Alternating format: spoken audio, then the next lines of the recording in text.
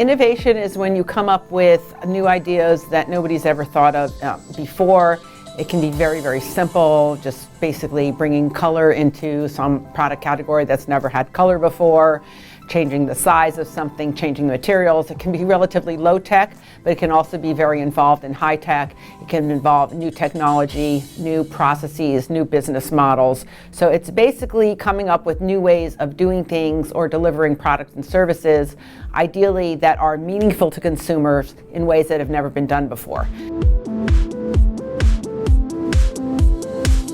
The goal of innovation is to help make consumers' lives better, make them more productive, but also to help companies enter new markets and better deliver products and services so that they can make more money and not be in a commodity price war.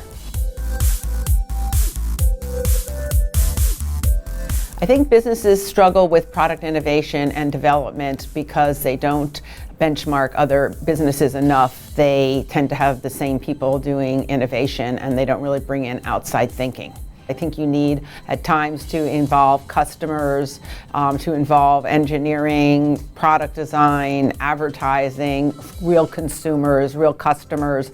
You need a lot of different inputs, and I think sometimes it's just the same group who does the innovating and they don't bring in new thinking. I didn't realize how much great technology there is here.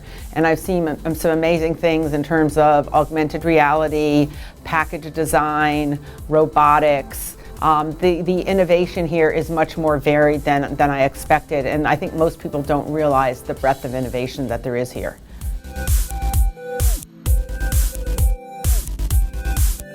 For companies to launch in the United States, the first thing I think they need to do is, there's something called a concept board, which is the equivalent of a print ad, and if they can describe to consumers in a succinct way what's unique and different about their product. I think it's very important because so many companies are coming into markets where there are many, many entrants already, and unless you have a unique selling proposition or a reason that your products are unique and better, there's not going to be consumer demand in the best case. So I think you need to understand consumer reaction to what's unique and different about you in the market.